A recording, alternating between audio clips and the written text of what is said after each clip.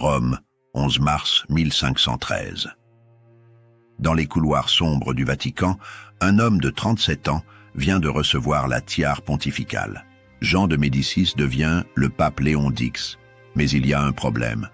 Il faut de toute urgence l'ordonner prêtre le 15 mars et évêque 2 jours plus tard pour pouvoir procéder à son couronnement le 19 mars 1513. Oui, vous avez bien entendu. Le nouveau chef spirituel de la chrétienté n'était même pas prêtre.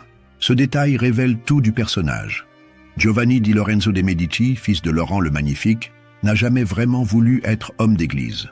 Très jeune, ses parents le destinent à l'état ecclésiastique et il reçoit la tonsure en 1482, mais sa véritable passion, c'est le pouvoir, l'art et les plaisirs de la Renaissance. Homme pieux mais superficiel, plus manœuvrier qu'énergique, encombré de soucis d'argent, enfermé dans ses préoccupations familiales, Léon X représente tout ce que l'Église ne devrait pas être. Né dans l'une des familles les plus riches d'Europe, élevé dans le luxe florentin, entouré d'artistes et d'humanistes, il considère la papauté comme un héritage familial plutôt qu'une vocation spirituelle. Son élection elle-même révèle sa mentalité. Sa position personnelle est devenue suffisamment forte pour qu'aucune tractation simoniaque ne soit nécessaire à son élection pontificale. Il n'a pas besoin d'acheter sa place, contrairement à d'autres candidats. Sa fortune et ses relations parlent pour lui. Dès les premiers jours de son pontificat, Léon X montre sa vraie nature. Il donne au début de son règne des fêtes fastueuses, ce qui a pour résultat de dilapider la fortune laissée par Jules II. En moins de 2 ans, les caisses du Vatican sont vides.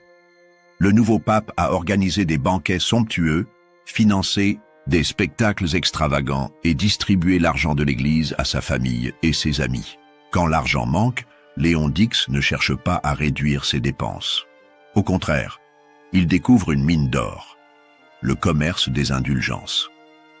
Léon X a alors recours à la création d'offices et à la vente d'indulgences, moyens auxquels Jules II a déjà eu recours pour financer la reconstruction de la basilique Saint-Pierre. Mais qu'est-ce qu'une indulgence exactement? C'est la rémission totale ou partielle devant Dieu de la peine temporelle, parfois nommée pénitence, encourue en raison d'un péché déjà pardonné. En termes simples, vous payez, vos péchés sont effacés. Plus vous payez, plus vous êtes pardonné. Léon X était un grand mécène des arts, dévoué à la charité et aimait une vie d'excès. Pour tout payer, il a laissé les gens acheter le pardon de leurs péchés, appelé une indulgence. Cette transformation du pardon divin en transaction commerciale va révolutionner les finances pontificales. Le système est simple et redoutablement efficace. La plus célèbre des indulgences est celle accordée à quiconque aidera à la construction de la nouvelle basilique Saint-Pierre de Rome. Le pape Léon X, manquant de fonds pour les travaux, eut l'idée de revendre ses indulgences. Officiellement, l'argent sert à reconstruire le monument le plus important de la chrétienté. Officieusement, il finance le train de vie princier du pape. En 1516, l'archevêque de Mayence, Albrecht von Brandenburg, reçut du pape Léon X l'autorisation de vendre des indulgences dans sa région. Albrecht était lourdement endetté auprès de la famille bancaire Fugger, qui avait financé l'achat de sa charge ecclésiastique. Un véritable réseau de distribution se met en place, avec des commissions pour chaque intermédiaire. Pour maximiser les ventes, Léon X a besoin d'un commercial hors pair. Le prêtre dominicain Johann Tetzel fut chargé de la prédication. Ce moine allemand va révolutionner l'art de vendre du divin. Vers 1516, le pape Léon X avait besoin d'argent pour reconstruire la basilique Saint-Pierre de Rome et encouragea la vente d'indulgences comme moyen d'y parvenir. Tetzel devient alors le représentant commercial le plus efficace de l'histoire du Vatican. Sa méthode? Un mélange de spectacle, de terreur et de manipulation émotionnelle. Ses sermons mettaient souvent l'accent sur la souffrance de ceux qui se trouvaient au purgatoire et sur le petit sacrifice demandé aux vivants pour leur apporter du réconfort. Tetzel arrive dans les villes avec un cortège impressionnant, des tambours, des trompettes et une croix rouge massive. Son slogan publicitaire devient légendaire. Aussitôt que l'argent teinte dans la caisse, l'âme s'envole du purgatoire. Cette phrase résume toute la perversion du système. Le salut devient une question de liquidité. Hommes, femmes, petits, pauvres, ceux même qui vivaient d'aumônes, chacun trouvait de l'argent. Les gens vendant leurs biens, s'endettent, sacrifient leurs économies pour acheter leur place au paradis. Tetzel et ses assistants demandent systématiquement « De combien d'argent pouvez-vous en conscience vous priver pour obtenir une si parfaite rémission ?» Le spectacle de Tetzel dépasse tout ce qu'on peut imaginer. On frémissait à ces paroles prononcées par la voix formidable du moine charlatan quand il imitait les cris des morts. « Nous endurons un horrible martyre. Une petite aumône nous délivrerait. Vous pouvez la donner, et vous ne le voulez. » Pas l'innovation de Léon Dix et Tetzel ne s'arrête pas aux vivants. Au final des décennies du XVe siècle, cependant, un nouveau type d'indulgence surfaça, un qui impactait les morts et pouvait upgrader une âme du purgatoire au paradis. Ils vendent maintenant le salut pour les défunts. Cette extension du marché multiplie les profits par 10. Chaque famille a des morts. Chaque mort potentiellement coincé au purgatoire. Les indulgences ne sauvent pas seulement les vivants, elles sauvent aussi les morts. Un fils peut racheter son père décédé, une épouse peut libérer son mari, des parents peuvent sauver leur enfant mort en bas âge. Il n'y a aucun péché si grand que l'indulgence ne puisse le remettre. Et même, si quelqu'un, ce qui est impossible sans doute, avait fait violence à la Sainte Vierge Marie, Mère de Dieu, qu'il paye bien seulement, et cela lui sera pardonné. Tetzel va jusqu'à prétendre que même le viol de la Vierge Marie pourrait être pardonné moyennant finance. Le système devient si lucratif que les deux hommes se mirent d'accord pour se partager les bénéfices de la vente. Léon Dix prend sa commission, Albrecht de Brandebourg la sienne, Tetzel reçoit la sienne. Tout le monde est gagnant, sauf les fidèles qui paient. La repentance n'est pas même nécessaire, plus besoin de confession sincère, de pénitence véritable ou de changement de vie. Il suffit de sortir sa bourse. Cette révolution théologique transforme le christianisme en supermarché spirituel. Pendant que Tetzel parcourt l'Allemagne, avec ses caisses qui se remplissent, Léon Dix transforme Rome en capitale de la débauche raffinée. Léon Dix utilisa sa position de pape pour soutenir les beaux-arts et la culture en général, suivant ainsi les traces de son père, Laurent le Magnifique, en devenant l'un des plus grands mécènes que Rome eût connu. Mais ce mécénat cache une réalité plus sombre. Déterminé à faire de Rome la capitale artistique d'Italie, il utilisa sans compter les finances du Vatican, mais également ses finances personnelles, pour soutenir les arts. L'argent des indulgences finance non seulement la basilique Saint-Pierre, mais aussi les plaisirs personnels du pape. En 1514, le pape Léon Dix reçoit à Rome un éléphant offert par le roi Manuel Ier du Portugal. Baptisé Hanno, le pachyderme qui venait de l'Inde est l'attraction principale de la ménagerie papale. Il danse ou pleure sur commande et participe aux festivités de la cour. Voilà comment l'argent des fidèles allemands finance les spectacles exotiques du Vatican. Les fêtes organisées par Léon Dix dépassent tout ce que Rome a connu depuis l'époque des empereurs. L'amour que Léon Dix porta aux arts et à la culture s'étendit aussi aux fêtes et dépenses somptueuses qui caractérisèrent son pontificat. Banquets gargantuesques, spectacles théâtraux, joutes, courses de chevaux, réceptions diplomatiques, où le luxe atteint des sommets inouïs. Le pape vit comme un prince de la Renaissance, entouré d'artistes, de poètes, de musiciens et de courtisanes. Érasme lui-même fit l'éloge de Léon Dix pour son implication dans le développement des arts et des lettres, ainsi que pour son humanité et sa gentillesse. Même les intellectuels les plus respectés tombent sous le charme de ce pape qui fait de Rome un Éden culturel. Pendant que Rome s'amuse, Tetzel perfectionne sa machine à cash. Entre 1503 et 1509, Tetzel s'était fait connaître en tant que vendeur d'indulgences, voyageant de ville en ville. Son expérience lui permet de développer des techniques de vente d'une efficacité redoutable. Il était efficace pour faire que les acheteurs potentiels se sentent coupables s'ils ne saisissaient pas l'opportunité, rappelant aux audiences leurs parents et ancêtres réclamant de l'aide au purgatoire et n'ayant besoin que d'une contribution financière. Tetzel maîtrise parfaitement la psychologie de masse. Sa mise en scène impressionne autant qu'elle terrifie. Le son des orgues et une musique retentissante recevèrent dans l'église la procession. La croix qu'il portait était placée devant l'autel. On y suspendait les armoiries du pape. Chaque arrivée de Tetzel dans une ville devient un événement majeur. Cette grande affaire excitait une vive sensation dans les tranquilles cités germaniques. Les habitants accourent pour voir le spectacle et surtout pour acheter leur salut. L'ambiance créée par Tetzel mélange ferveur religieuse et hystérie collective. Vous devriez savoir que tous ceux qui se confessent et qui, dans leur pénitence, mettent une aumône dans la caisse obtiendront la rémission complète de tous leurs péchés. La formule de Tetzel simplifie au maximum. Confession plus argent, paradis garanti. Derrière le spectacle de Tetzel se cache une organisation digne des meilleures entreprises modernes. Le coffre pour recevoir l'argent avait toujours 2 ou 3 serrures, les clés étant en garde de différentes personnes, incluant un représentant de la maison bancaire Fugger. Il ne pouvait jamais être ouvert, sauf en présence d'un notaire. Cette procédure révèle l'ampleur des sommes en jeu.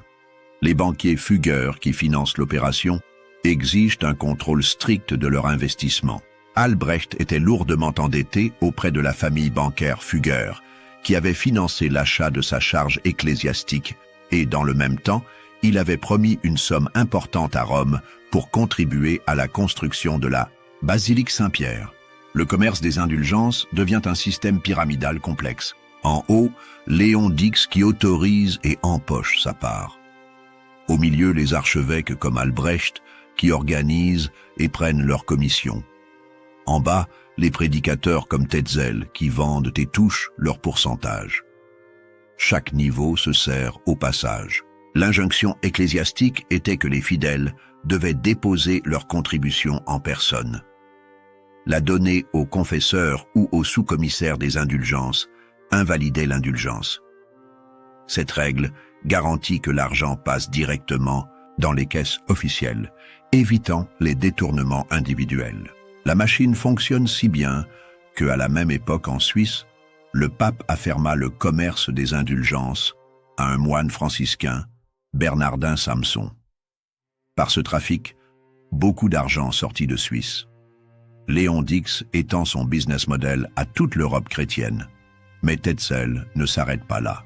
Poussé par l'appât du gain et l'encouragement de ses supérieurs, il franchit toutes les limites de la décence. Quelques récits rapportent que Tetzel vendit une fois une indulgence à un noble qui cherchait protection contre un péché futur. Oui, vous avez bien lu, Tetzel vend des permissions de péché à l'avance. L'histoire qui suit illustre parfaitement l'absurdité du système. Ce jeune homme, confiant qu'il était pardonné, vola Tetzel cette nuit-là, récupérant son argent et plus encore. Le noble explique ensuite à Tetzel que l'attaque contre lui était précisément le péché pour lequel il avait acheté l'indulgence. Cette anecdote, vraie ou fausse, circule dans toute l'Allemagne et révèle l'écœurement croissant de la population.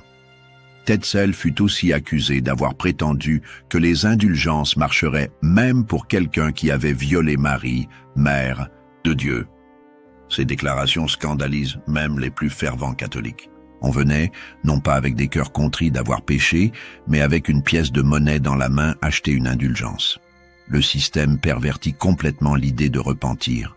Plus besoin de regretter sincèrement ses fautes, il suffit de payer. Tetzel et ses compagnons se gardaient bien de faire mention de repentance du cœur et de confession de la bouche. Leur bourse serait restée vide. La véritable confession, gratuite, ferait perdre des clients. Mieux vaut vendre une absolution, rapide et sans question. Pendant que l'Allemagne s'indigne, Léon d'Ix refuse de voir les dangers. Quant aux 95 thèses dénonçant les indulgences, que Martin Luther affiche sur la porte de l'église Ognissanti à Wittenberg, le 31 octobre 1517, Léon d'Ix n'y voit d'abord qu'un contretemps, fâcheux mais passager. Cette réaction révèle l'aveuglement du pape. Pour lui, les critiques de Luther ne sont qu'un problème de communication, pas une remise en cause fondamentale du système. Léon Dix ne perçoit pas la gravité des problèmes religieux de son temps. Obsédé par l'argent et les plaisirs, il rate complètement les signes avant-coureurs de la révolution qui vient. L'ironie de la situation est saisissante. L'Arétin commande sa mort. Il ne put recevoir les sacrements, les ayant depuis longtemps vendus. Le pape qui vendait le salut se retrouve lui-même privé des derniers sacrements à sa mort.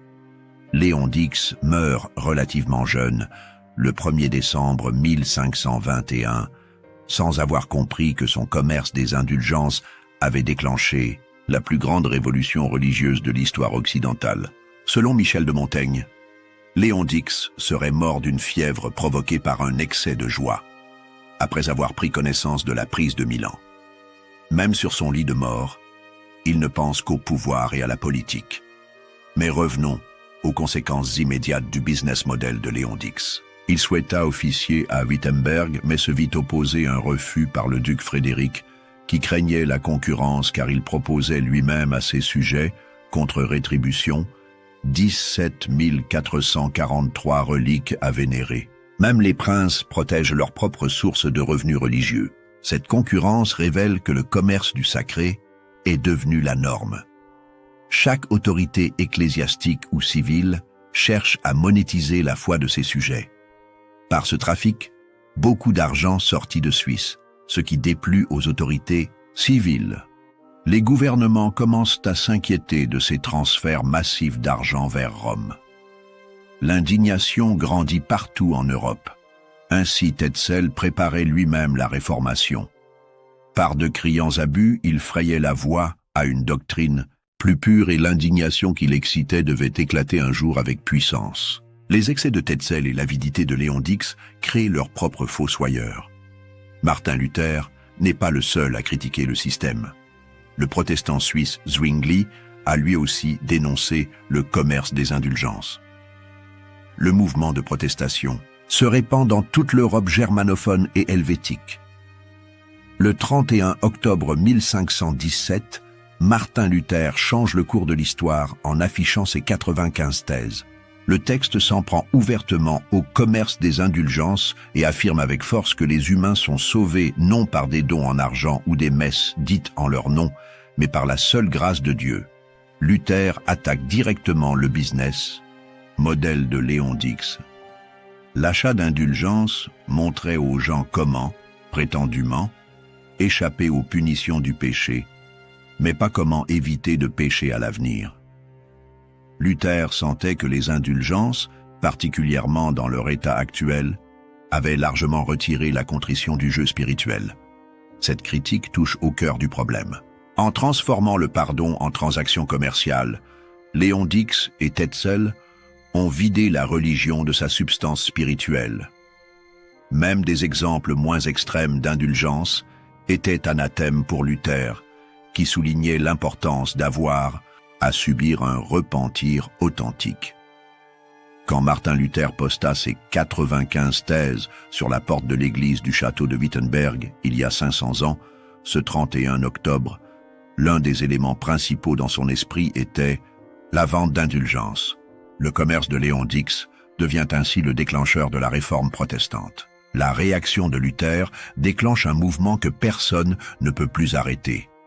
Luther était un vendeur puissant de son propre chef. Il était populaire, tant avec le peuple qu'avec le prince. Ces mots furent bientôt distribués dans toute l'Allemagne et les ventes d'indulgences de John Tetzel s'arrêtèrent abruptement. Ceci, bien sûr, suscita l'ire du pape, qui était anxieux d'avoir la basilique Saint-Pierre construite. Léon Dix voit ses revenus s'effondrer du jour au lendemain. Son système si rentable s'écroule sous le poids des critiques. Pour Tetzel, la chute est dramatique. Avec la colère du public soulevée contre lui, Johann Tetzel fut forcé de se retirer dans un monastère à Leipzig. L'homme qui parcourait triomphalement l'Allemagne quelques mois plus tôt se retrouve désormais caché et honni, brisé et, en mauvaise santé, John Tetzel décéda en 1519. Sa mort survient seulement 2 ans après les thèses de Luther. Le dernier lui a ensuite tenté de défendre lui-même et l'autorité du pape, mais retourna finalement à son monastère de Leipzig, déserté par le public, brisé en esprit et ruiné en santé. Luther montre une certaine magnanimité envers son ancien adversaire. Quand Tetzel était sur son lit de mort à Leipzig, Luther lui écrivit, lui disant de ne pas être troublé, car Tetzel n'avait pas commencé la pratique scandaleuse, où, comme Luther l'exprimait, l'enfant avait tout à fait un père différent. La mort de Léon Dix en 1521 ne met pas fin aux conséquences de sa politique. Dès 1524, seulement 7 ans après les 95 thèses de Luther, Zurich était la première ville prise par la Réforme. Le mouvement lancé par la cupidité du pape Médicis embrase toute l'Europe. Le commerce des indulgences, mot d'origine latine qui signifie bonté ou bienveillance, a entretenu ce que Jean Delumeau a appelé une pastorale de la peur. Le système créé par Léon Dix a transformé la religion chrétienne en un mécanisme de terreur et d'extorsion. Plus de 200 ans plus tard, au siècle des Lumières, Voltaire revient sur le commerce des indulgences pour consacrer l'article « Expiation des questions sur l'encyclopédie » 1770-1772 à l'histoire et à la critique de la pratique des indulgences. Les philosophes des Lumières voient dans cette affaire la preuve de la corruption de l'Église. L'Église catholique elle-même finit par reconnaître les dégâts. Dans la Constitution apostolique Indulgentiarum Doctrina, 1er janvier 1967, le pape Paul VI a reconnu que des abus se sont introduits dans la pratique des indulgences, soit parce que, par des indulgences immodérées et superflues, on dépréciait les clés de l'Église et on affaiblissait la satisfaction pénitentielle, soit parce que le nom des indulgences était blasphémé à cause de profits condamnables. Au-delà du scandale financier, l'affaire des indulgences révèle la vraie nature de Giovanni de Medici. Réformateur médiocre de l'Église, il fut surtout un mécène généreux et fastueux, protégeant notamment Raphaël et Michel-Ange, mais ses besoins d'argent l'amenèrent à écraser l'Église d'une fiscalité très critiquée. Second fils de Laurent le Magnifique et de Clarisse Orsini, pape de 1513 à 1520 et 1. Jean de Médicis ne perdra jamais de vue les intérêts financiers et politiques de sa famille. Pour lui, la papauté n'est qu'un instrument de pouvoir et d'enrichissement familial. La guerre visant à arracher le duché d'Urbino à Francesco Maria della Rovere afin de le donner à un membre de la famille Médicis engloutit 800 000 ducats. Les indulgences financent aussi les ambitions territoriales des Médicis, transformant l'Église en entreprise militaire familiale. Après son élection au trône de Saint-Pierre, Léon Dix, pour remercier les amis et cardinaux qui l'avaient soutenu pour devenir pape, leur concéda très généreusement de nombreux privilèges à eux et à leurs familles. Le népotisme atteint des sommets inouïs sous son pontificat. Le système de Léon Dix contenait en lui-même les germes de sa destruction. En transformant la grâce divine en marchandise, il a créé le plus grand scandale religieux de l'histoire occidentale. Les conséquences dépassent tout ce qu'il pouvait imaginer. L'affaire du commerce des indulgences fut le déclencheur de la réforme protestante, à une époque où le développement de l'imprimerie permettait une lecture directe de la Bible. Ces 95 thèses, qui proposaient 2 croyances centrales, que la Bible est l'autorité religieuse centrale et que les humains ne peuvent atteindre le salut que par leur foi et non par leurs actes, devaient déclencher la réforme protestante. Luther devient de plus en plus en colère contre le clergé vendant des indulgences. La rémission promise des punitions pour le péché, soit pour quelqu'un encore vivant, soit pour quelqu'un qui était mort et que l'on croyait être au purgatoire. Le commerce de Léon Dix brise l'unité chrétienne qui durait depuis 1000 ans. La rapidité de la propagation révèle l'ampleur du mécontentement. Ses partisans traduisirent le document du latin à l'allemand et le publièrent. Les idées de Luther se répandent comme une traînée de poudre dans toute l'Europe germanophone, grâce à l'imprimerie, cette nouvelle technologie que Léon Dix a sous-estimée. En réalité, sa préoccupation majeure est la consolidation des territoires de l'Église. Léon Dix ne comprend pas qu'en commercialisant le sacré, il a détruit la confiance du peuple dans l'Église.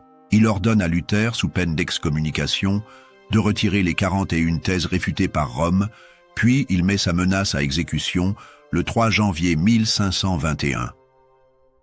L'analyse du personnage de Léon Dix révèle un homme profondément contradictoire. Esthète, cultivé, Léon Dix, fils de Laurent le Magnifique, offre l'image typique d'un prince de la Renaissance. Il incarne parfaitement l'esprit de son époque, brillant, raffiné, mais totalement déconnecté des réalités spirituelles. Grand seigneur de la Renaissance par sa manière de vivre et ses largesses de mécène, Léon Dix n'a cependant attaché son nom à aucune grande entreprise dans le domaine des arts. Son mécénat spectaculaire cache en réalité un vide spirituel abyssal. Il collectionne les artistes, comme d'autres collectionnent les bijoux. Léon Dix s'avère un grand protecteur des arts.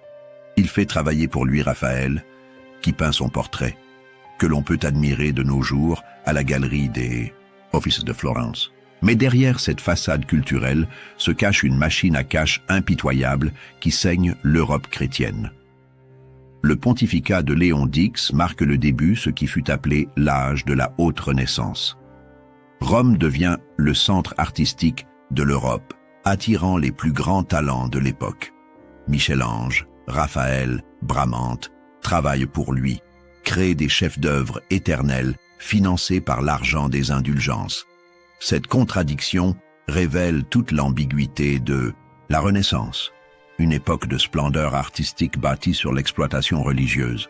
Érasme déclara ainsi, en comparant Léon Dix à son prédécesseur Jules II, « Un âge du fer fut soudainement transformé en un âge d'or, mais cet or a un prix, la corruption de l'Église. » Revenons sur les méthodes précises de Johann Tetzel, ce maître de la manipulation psychologique. Son génie commercial repose sur une compréhension intuitive des faiblesses humaines. Il sait jouer sur la peur, la culpabilité et l'amour familial. Prêtre, noble, marchand, femme, jeune, fille, jeune homme, entendez vos parents et vos proches qui sont morts et qui vous crient du fond de l'abîme. Nous endurons un horrible martyre. Une petite aumône nous délivrerait, vous pouvez la donner, et vous ne le voulez pas. Cette mise en scène théâtrale sidère les foules. Tetzel maîtrise l'art du chantage émotionnel. Comment résister quand il vous dit que vos parents morts souffrent au purgatoire et que vous seuls pouvez les sauver? Comment dire non quand le salut de vos enfants décédés dépend de votre générosité? Il transforme l'amour familial en levier financier. Les moines, après avoir exposé de nouveau à chacun, en particulier la grandeur de l'indulgence, adressaient aux pénitents cette demande. De combien d'argent pouvez-vous en conscience vous priver pour obtenir une si parfaite rémission? Cette question, dit l'instruction de l'archevêque de Mayence au commissaire, cette demande doit être faite dans ce moment, afin que les pénitents soient disposés au mieux à contribuer. L'efficacité de Tetzel repose aussi sur une mise en scène soigneusement orchestrée. Revêtu de l'habit des dominicains, il se présentait avec arrogance. Sa voix était retentissante, et il semblait encore plein de force. Cet homme savait commander l'attention et imposer le respect par sa seule présence. L'ampleur financière de l'opération dépasse tout ce qu'on peut imaginer. En Suisse, beaucoup d'argent sortit de Suisse, ce qui déplut aux autorités civiles. Les transferts d'argent vers Rome atteignent des proportions inquiétantes pour les économies locales. Les gouvernements commencent à s'alarmer.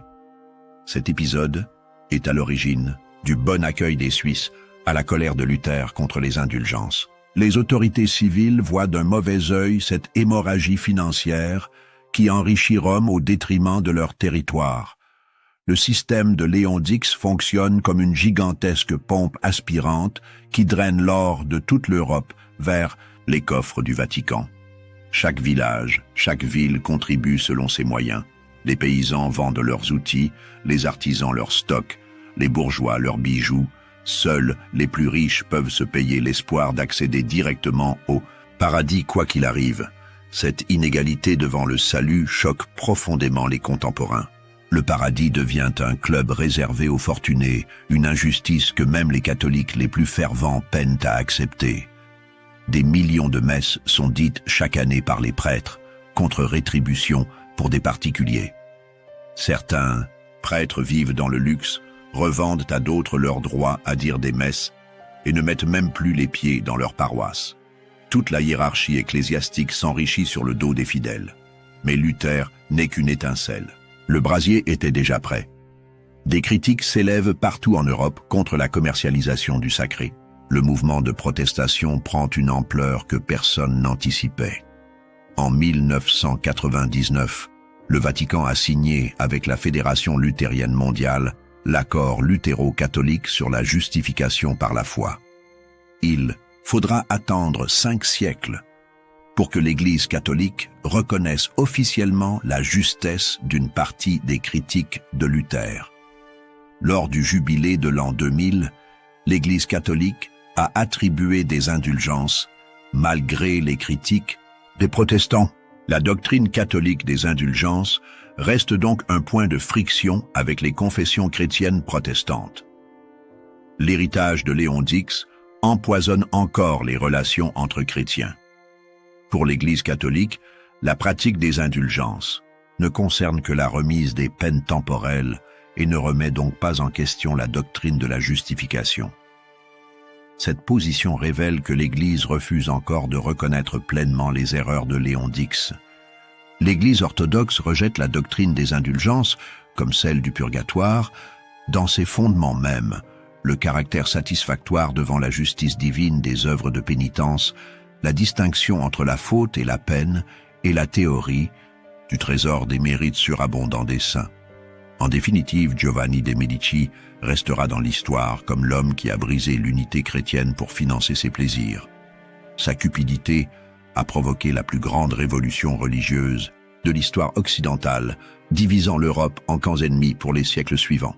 Le commerce juteux qu'il a organisé avec Tetzel révèle un cynisme absolu. Ces deux hommes ont transformé l'Église du Christ en entreprise commerciale, vidant la religion de toute substance spirituelle. Ils ont vendu l'espoir aux désespérés, la consolation aux endeuillés, le pardon aux pécheurs. L'ironie ultime de cette histoire, c'est que Léon Dix n'a même pas réussi à terminer la basilique Saint-Pierre avec l'argent des indulgences. Les travaux traîneront encore des décennies après sa mort. Tout cet argent extorqué aux fidèles a surtout financé son train de vie princier et ses guerres familiales. Sa mort en 1521 marque la fin d'une époque. Le monde chrétien uni du Moyen-Âge n'existe plus. L'Europe se divise entre catholiques et protestants, entre ceux qui acceptent encore l'autorité papale et ceux qui la rejettent définitivement. Ascribe à Lenapimonk la cause de l'apostasie entière qui commença depuis 1517. Est une légende fausse, écrit le dernier biographe catholique de Luther, Grisard. Mais si Luther n'est pas seul responsable, Léon Dix porte certainement la responsabilité d'avoir créé les conditions de l'explosion. Aujourd'hui encore, l'histoire de Léon Dix et de ses indulgences empoisonne les relations entre chrétiens.